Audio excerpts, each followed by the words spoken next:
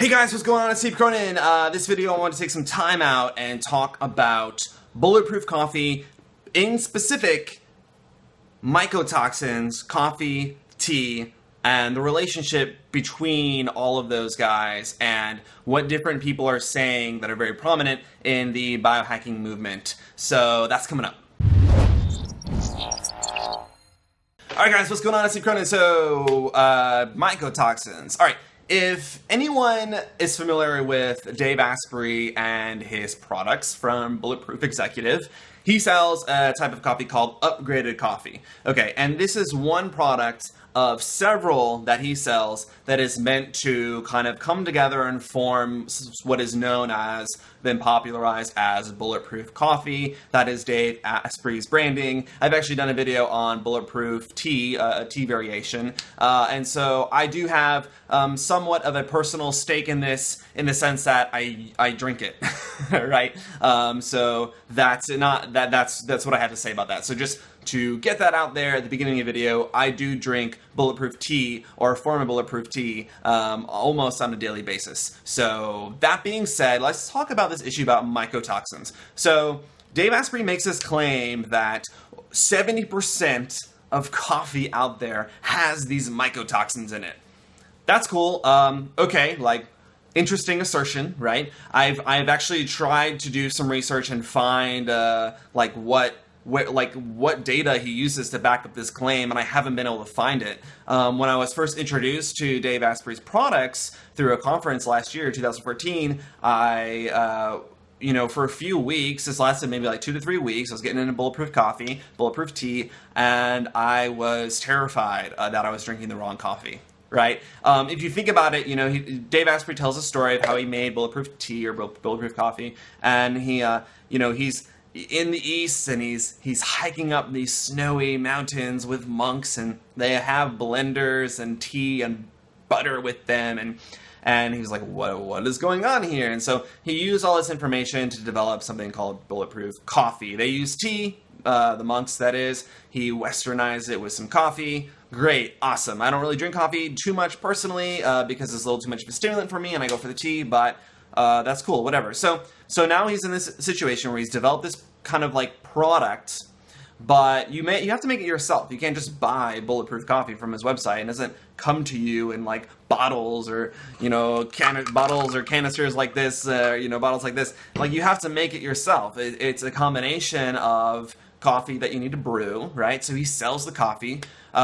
It's coconut oil or MCT oil, which he sells some MCT oil, and grass-fed butter, which he doesn't sell, but which you can find pretty easily anywhere in a grocery store. So you mix all this stuff together, and boom, you have your Bulletproof Coffee. Now, anyone can go to the grocery store, to go to Whole Foods or whatever your grocery store might be, and buy some coconut oil, buy some grass-fed butter, and get some coffee, brew it, mix it all together with a blender or a shaker or whatever, and drink it. Boom, Bulletproof Coffee. So this mycotoxin factor had a very weird effect on me, and it does on a lot of people that I've spoken to, because suddenly, when Dave Asprey makes this assertion that 70% of coffee has these mycotoxins in them, which is a toxin derived from fungus. So when you're making coffee or tea or whatever, and you don't let it dry out properly, and it's stored wet for long periods of time, then yeah, stuff starts to grow there that you don't really want to consume. So I'm sure there's definitely manufacturers out there that improperly, either every once in a while or chronically improperly make some coffee or tea that has some toxins in it. I'm sure that's the case.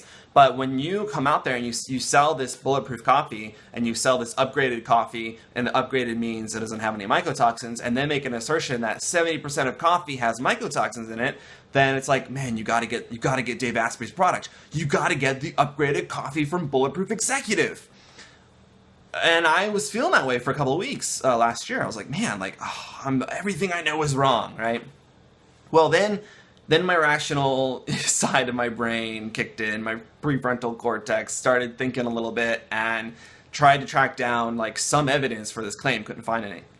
What I did find, however, is an episode of Joe Rogan, the Joe Rogan podcast, where he talks about a study he was involved with Onnit Labs, and Onnit is like a human performance company. It sells products similar to Bulletproof Executive, where they tested Starbucks coffee, 2 random coffees, and I think the coffee that Onnit sells, and found no mycotoxins at all anywhere.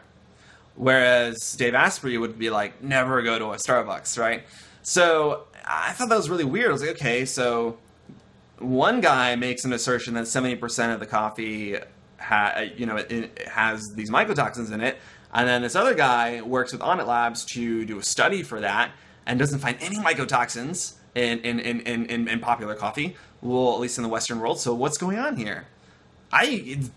Right? Like, where does the truth lie, right? Because you have this one study that Joe Rogan and Onnit put out, and then you have this assertion that you can't find any evidence for. At least I can, and if you can and prove me wrong, please do and comment below, because I am always trying to get to the bottom of this personally. Have been for over a year.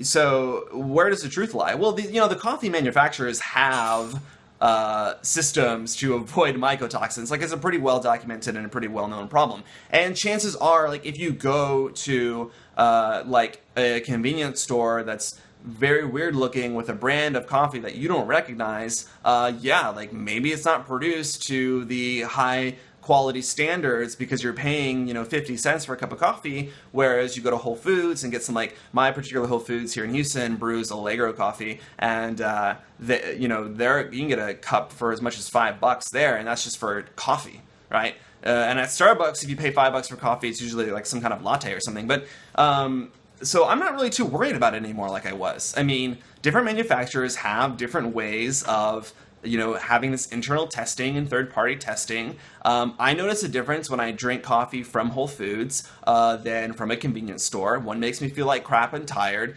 and makes me crash really hard and get a very strange and unlikable sense of energy and stimulation. Whereas the other one, I get a nice clean sense of stimulation, and I still don't like it, and then I don't really drink coffee too much, but it's still not like, it doesn't make my day horrible. Like, I'll drink it like when I want to, when I feel like I need it, especially like maybe when I'm traveling.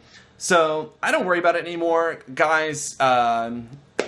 This ends up being, as probably with all things in this arena, is to do your own research on it, and pay attention to subjective feelings when drinking coffee. Pay attention to the price, that matters. Do some interaction with the company you want to buy from. If in my case it's Allegro from Whole Foods, and then I've gone to the website, I've talked with their customer service agents, and do whatever you need to make sure that you're comfortable with the decisions you're making. This not just goes for coffee, but this goes for anything in life. So I really want to make a video on this because the mycotoxin scare affected me so much, and I don't necessarily want to have it be out there. Hey, Lucy, this is my puppy. I don't want to have it be out there in such a huge way where suddenly, oh, everyone, we need to buy Dave Asprey's coffee beans immediately because all other coffee has mycotoxins in it. Don't want the whole biohacking movement to be like that at all. So, as I said, guys, if you know something that I don't, please post it in the comments below. Make a video response. Dave Asprey, anyone that works at Bulletproof Exec, if you're watching, do the same thing. Guys, let's see some documentation on this. Documentation is key. Thanks so much for watching, guys. This is the truth about mycotoxins. If you want to see future product reviews, I do a lot of reviews on smart drugs like aniracetam, for example, videos about biohacking, quantified self, etc. Please consider subscribing to this channel. That's it, guys. Take care.